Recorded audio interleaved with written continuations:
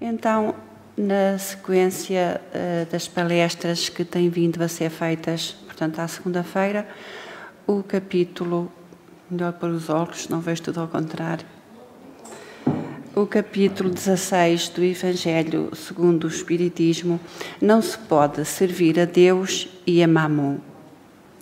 Então, na era cristã, eram cultuados muitos deuses. Mamon, contudo, não era uma divindade, e sim um termo de origem hebraica que significava dinheiro, riqueza, bens materiais. Embora haja e houvesse quem achasse que Mamon significava uma divindade maligna. No Evangelho, a palavra Mamon é utilizada em Lucas, no capítulo 16, versículo 13, quando afirma que não é possível servir a Deus e a Mamon. E continua o Evangelho. Nenhum servo pode servir a dois senhores, porque ou há de aborrecer a um e amar a outro, ou há de entregar-se a um e não fazer caso do outro. Vós não podeis servir a Deus e às riquezas. E eis que, chegando-se a ele uma pessoa, lhe disse: Bom mestre, que obras boas devo eu fazer para alcançar a vida eterna? Jesus lhe respondeu: Porque me perguntas tudo o que é bom? Bom, só Deus o é. Porém, se tu queres entrar na vida eterna, guarda os mandamentos. E ele lhe perguntou: Quais, Senhor?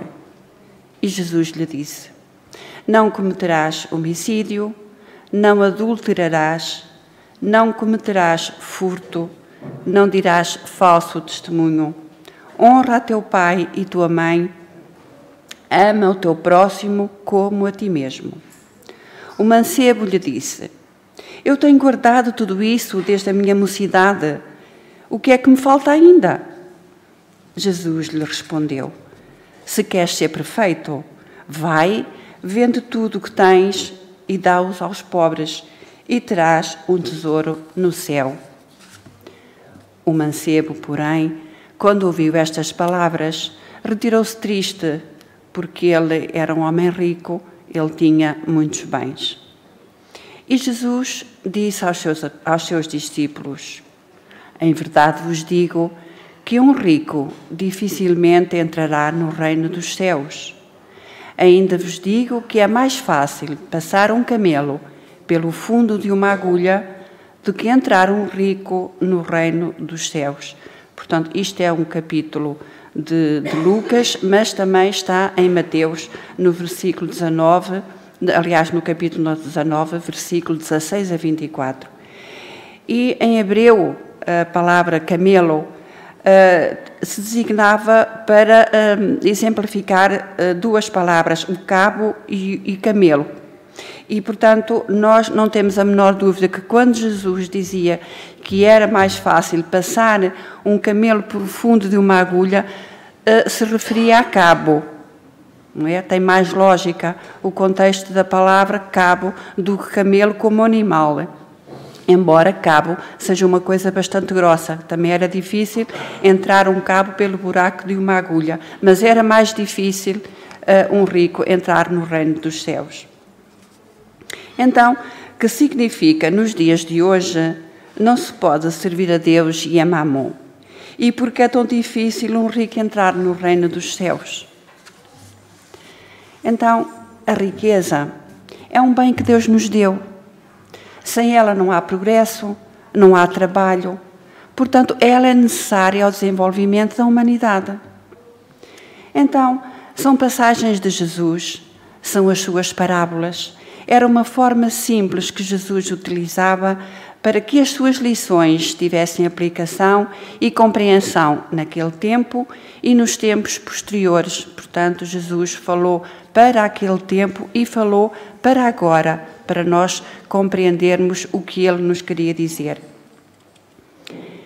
E quem o seguia de verdade compreendia as suas parábolas, outros não. Por isso, ele prometeu enviar-nos o Consolador, que nos viria ensinar o que na época não compreendíamos. E hoje também ainda não compreendemos muita coisa. Basta olharmos o mundo, basta olharmos à nossa volta como está o mundo, para não termos ainda compreendido as passagens de Jesus, aquilo que Ele nos veio ensinar. E graças à doutrina dos Espíritos, portanto ao Espiritismo, ao manancial de luz que é o Evangelho, os Espíritos nos esclarecem sobre a riqueza, o emprego que fazemos dela e as suas consequências. Portanto, o mal não é a riqueza, é o que fazemos dela. E os Espíritos continuam dizendo-nos: a riqueza é, sem dúvida, uma prova mais arriscada, mais perigosa que a miséria, em virtude das excitações que provoca e das tentações e fascinações que exerce. É o supremo excitante do orgulho, do egoísmo e da vida sensual. É o laço que mais poderosamente liga o homem à terra e desvia os seus pensamentos do céu. Portanto, o homem, como já aqui referimos várias vezes, refere-se ao homem, mulher, refere-se a toda a humanidade. Produz também a vertigem, portanto, a riqueza, que vemos quase sempre os que passam da miséria à fortuna esquecerem-se rapidamente da sua antiga posição, bem como dos seus companheiros, dos que o ajudaram, tornando-se insensíveis, egoístas e fúteis. E isto faz-nos lembrar um ditado muito conhecido: não sirvas a quem serviu, nem peças a quem pediu. Portanto, enquadra-se perfeitamente aqui no que Jesus nos diz sobre o esquecimento daqueles que são ajudados a subirem na vida. Quando Jesus disse ao moço: desfaz-te dos teus bens e segue-me, não pretendia estabelecer como princípio absoluto que cada um devia despojar-se do que possui e que a salvação só se consegue a esse preço, mas para mostrar que o apego aos bens terrenos é um obstáculo à salvação. Aquele moço, com efeito, julgava-se quite com a lei, porque havia cumprido certos mandamentos. No entanto, recusava a ideia de abandonar os seus bens. Seu desejo de obter a vida eterna não ia até esse sacrifício. Ele podia, sem dúvida, ser um padrão de homem honesto, segundo o mundo, não prejudicar a ninguém, não maldizer o próximo, não ser frívolo nem orgulhoso, honrar ao pai e à mãe, mas não tinha a verdadeira caridade, pois as suas virtudes não chegavam até à abnegação. Foi o que Jesus quis demonstrar. Era a aplicação do princípio: fora da caridade não há salvação. Portanto, ele não conseguia ainda ser caridoso com os bens que possuía. A consequência daquelas palavras: vende tudo o que tens e dá-os aos pobres, e terás um lugar no céu, tomadas na sua mais rigorosa acessão, seria a abolição da fortuna, como prejudicial à felicidade futura e como fonte de incontáveis males terrenos. E isso seria a condenação do trabalho. Se fosse realmente tomada ao pé da letra as palavras que Jesus disse, seria a condenação do trabalho, que a fortuna pode proporcionar. Consequência absurda, portanto, que reconduziria o homem à vida selvagem. Portanto, se não houvesse progresso, nós seríamos como selvagens, que nós sabemos que ainda hoje vivem irmãos nossos, até pelos programas que às vezes se vê na televisão, irmãos nossos que vivem do nada quase. Portanto, porquê? Porque ali não há fortuna, não há progresso, e eles vivem realmente como selvagens. E por isso mesmo estaria em contradição com a lei do progresso, que é uma lei de Deus. Se a riqueza é a fonte de muitos males, se provoca mesmo tantos crimes, não é ela que devemos ater-nos, mas ao homem que dela abusa. Se a riqueza só tivesse de produzir o mal, Deus não a teria posto na terra. porque ela é de Deus. Cabe ao homem transformá-la em fonte de bem. Se ela ainda, eu repito, se ela ainda não é uma causa imediata do progresso moral, é, sem dúvida nenhuma, um poderoso elemento do progresso intelectual. Mas será um dia uma causa do progresso moral. Mas, por enquanto, ainda é, sem dúvida nenhuma, um poderoso elemento do progresso intelectual, que nós precisamos desse progresso intelectual. E continuam a dizer-nos também os Espíritos que a riqueza é necessária. Sem ela não haveriam grandes trabalhos, nem atividade, nem estímulo, nem pesquisa. Portanto, ela é considerada elemento do progresso. Então, se ela é um fator de progresso e se a riqueza vem de Deus, por que não são os homens igualmente ricos? E os Espíritos nos dizem, por uma razão muito simples, é que não são os homens igualmente inteligentes, ativos e laboriosos para a adquirir, nem sóbrios nem previdentes para a conservar. Aliás, é uma questão matematicamente demonstrada que, repartida a riqueza por igual, portanto, por todos nós, daria a cada um, ou a cada qual, uma parte mínima insuficiente que, supondo-se feita essa repartição por todos, o equilíbrio seria rompido em pouco tempo, em virtude da diversidade de caráteres e aptidões, porque nós temos formas de reagir diferentes uns dos outros. Se nos dessem um saco de dinheiro, cada um fazia a seu jeito com ele aquilo que bem quisesse, não é? Uns poupariam, outros gastariam um pouco e poupavam algum, e outros gastavam tudo. Porque nós sabemos que é assim, há fortunas que se desfazem. Portanto, Deus faz tudo muito bem feito. Então, se Deus concentra a riqueza em alguns lugares, é para que dos mesmos ela se expanda em quantidades suficientes segundo as necessidades. Então pergunta-se, por que Deus a consegue a pessoas incapazes de fazê-la frutificar para o bem de todos? Essa é ainda uma prova da sabedoria e bondade de Deus. Ao dar ao homem o livre-arbítrio, portanto a liberdade de fazer o que quiser, quis que ele chegasse pela sua própria experiência a discernir o bem e o mal, de maneira que a prática do bem fosse resultado dos seus esforços, da sua própria vontade. A verdadeira função da riqueza é promover o progresso material do planeta em benefício de toda a humanidade. É esta a finalidade da riqueza, promover o progresso material do planeta em benefício de toda a humanidade. Ainda estamos um pouco além, mas um dia, se Deus quiser, haveremos de lá chegar. O homem não possui verdadeiramente seu, senão aquilo que pode levar deste mundo. O que ele encontra ao chegar, portanto, quando nasce, e o que deixa ao partir, goza durante a sua permanência na Terra. Não é? Portanto, nós, tudo aquilo que temos durante a nossa chegada e a nossa partida, é aquilo que nós usufruímos, é aquilo que nós nos servimos, mas que não é nosso. Gozamos durante um tempo desses benefícios, dessas coisas que temos. Então, o que é que ele possui?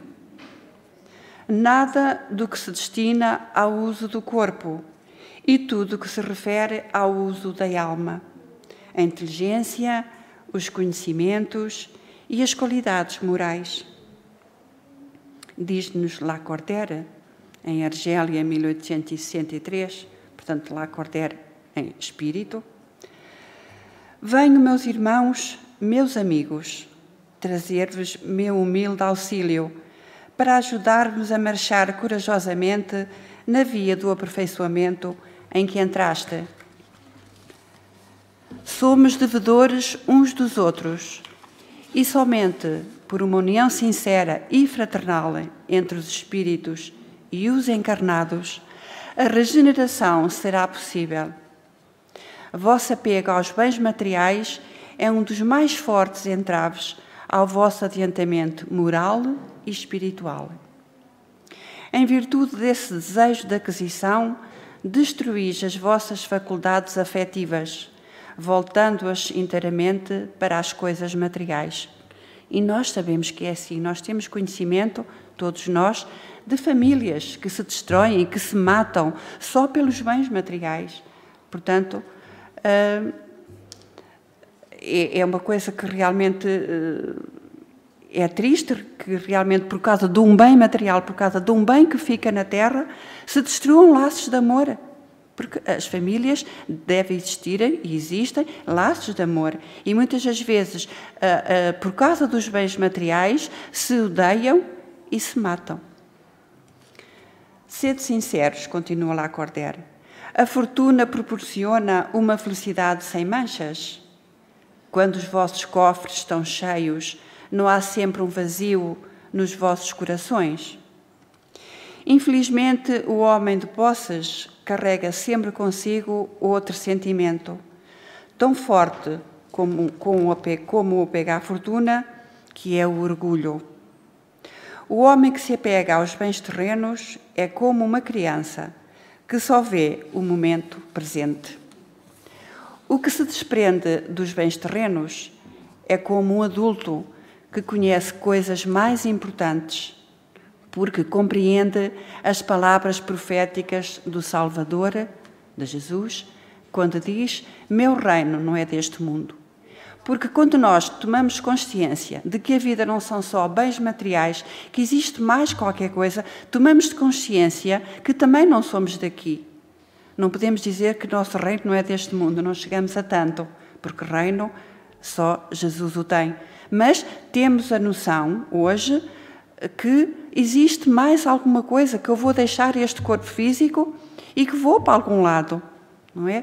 Portanto, o homem, aqui o adulto refere-se ao homem, que conhece mais coisas mais importantes, tem conhecimento, já compreende as palavras proféticas, meu reino não é deste mundo. Ou seja, ele sabe que não é daqui e tudo cá vai deixar. O Senhor, portanto, o Pai, o Deus, não ordena que atiremos fora o que possuímos para nos tornarmos mendigos voluntários, porque então nos transformaríamos numa carga para a sociedade. Agir dessa forma seria compreender mal o desprendimento dos bens terrenos. Portanto, nós também temos que compreender o desprendimento dos bens terrenos e não nos tornarmos também em mendigos. Agir dessa forma seria compreender, eu estou aqui a repetir, compreender mal o desprendimento dos bens terrenos. Deus a dá, portanto, a fortuna, a quem lhe parece bom para administrá-la em proveito de todos. O rico tem, portanto, uma missão que pode tornar bela e proveitosa para si mesmo. Rejeitar a fortuna, quando Deus vos dá, é renunciar aos benefícios do bem que se pode fazer ao administrá-la com sabedoria. Eis, meus amigos, o que queria ensinar-vos a respeito dos desprendimentos dos bens terrenos.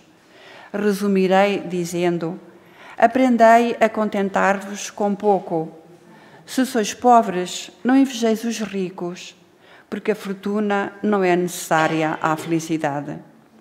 Se sois ricos, não esqueçais de que os vossos bens vos foram confiados e que deveis justificar o seu emprego como numa prestação de contas de tutela.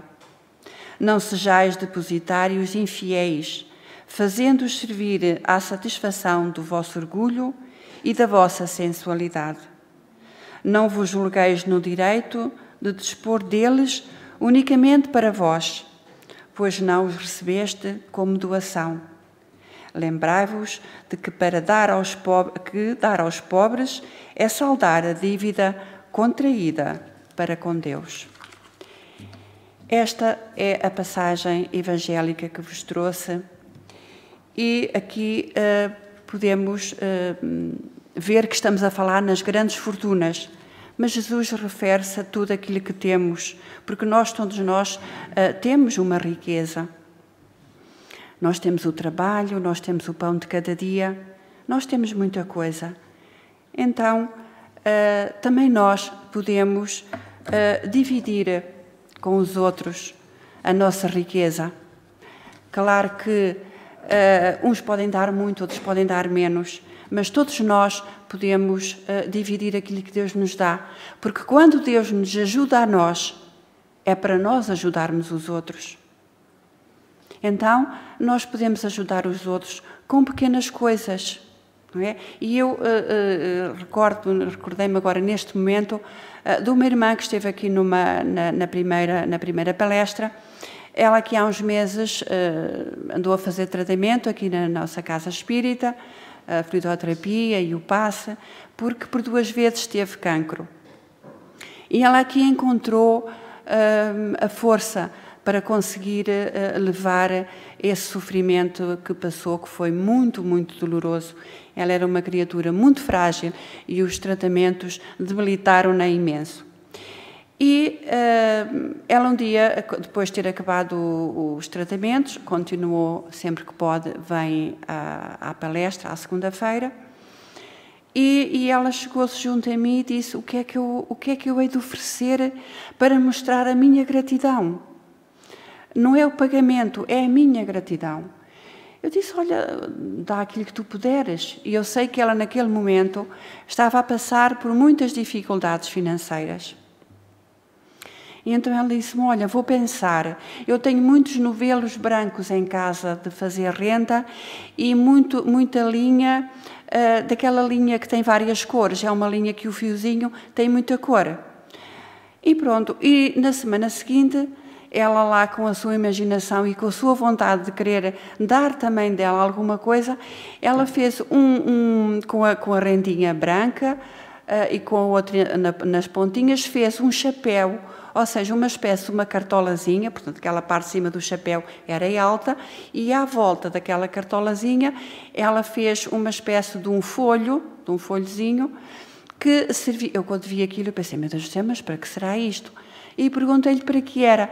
Era para meter então o papel higiênico, era para alindar uma casa de banho, não é? Uma coisa que depois de lá meter o papel higiênico, aqui ficava realmente muito engraçado. E o que é certo é que ela trouxe para aqui esses chapelinhos por mais do que uma vez, 2 ou 3, e eles não estiveram aqui muito tempo. Venderam-se todos. Portanto, ela fez aquilo com tanto carinho, ela sentiu-se tão grata que achou que tinha uma forma também de dar. E com os seus restinhos de novelos, ela fez estes chapelinhos que aqui foram vendidos e que reverteu a favor da casa, como é lógico, veio ajudar a colmatar as despesas desta casa, que, como todos sabem, são enormes, não é? Todos nós nos sentamos em cadeiras limpas, todos nós frequentamos o bar onde tudo está higienicamente perfeito, vamos às casas de banho, elas estão esmeradamente limpas e tudo isso tem um custo, não é? Portanto, se nós quisermos ser caridosos, nós temos muita forma de ajudar. Nós conhecemos também a parte social da nossa casa espírita e então cada um poderá fazer a sua contribuição da melhor maneira que achar. 1 quilinho de arroz, 1 quilinho de açúcar, enfim, isso ficará à descrição de cada um. Cada um é que sabe o que pode e até do seu tempo, como dizia há pouco o Ricardo, também podemos doar e, no fundo, a verdadeira caridade é quando nós doamos de nós próprios alguma coisa, não é? Portanto, todos nós vamos pensar: o que é que eu vou fazer mais agora para ver se posso ajudar um pouquinho mais. Então, meus queridos, eu vos agradeço por me ouvirem, eu vos agradeço porque, para trazer esta palestrazinha, eu também estudei. Eu tive que aprender melhor o Evangelho, porque também não sabia tão bem. E isso obrigou-me a que eu estudasse um pouco mais, a que me debruçasse mais, a que compreendesse melhor o que é que Jesus quis dizer nesta sua parábola. Não se pode servir a Deus e a Mamon. Portanto, os ricos também têm direito ao reino de Deus. É claro que têm, desde que eles saibam dividir a sua fortuna. E nós sabemos que há muitos que fazem com que a sua fortuna frutifique para os outros, através de postos de trabalho, através de tanta coisa que não irei aqui enumerar para não nos alargarmos muito no diálogo. Mas sabemos que se há progresso é porque alguém que tem fortuna a pôs ao serviço dos outros. Não é? Portanto, ainda há muito rico que irá para o céu, como todos nós iremos um dia. Então, que Jesus nos abençoe, que nos fortaleça e que nós possamos compreender, através das palestras que são aqui realizadas, compreender um bocadinho mais o que é que Jesus nos trouxe, o que é que Ele nos queria dizer. Que Jesus nos abençoe. E muito obrigada. Vamos então.